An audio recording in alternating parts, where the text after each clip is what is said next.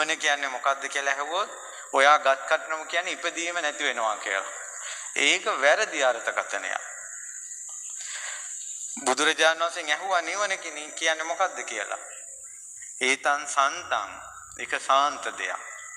ඒතං පනීතං ඒක ප්‍රනීත දෙයක්.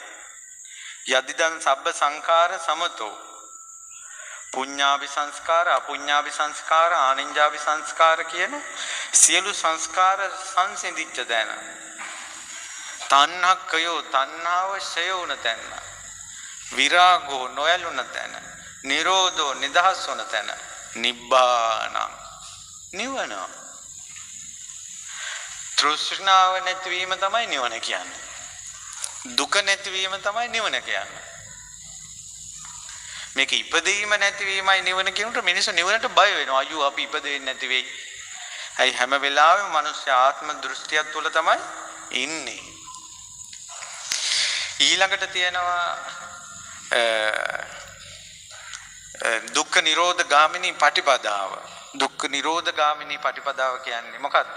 අය මේ වාරියෝ අට්ඨංගිකෝ මග්ගෝ මොන මාර්ගයේද? ආර්ය අෂ්ටාංගික මාර්ගය. කුමක්ද? සම්මා දිට්ඨි, සම්මා සංකප්ප, සම්මා වාචා, සම්මා කම්මන්ත,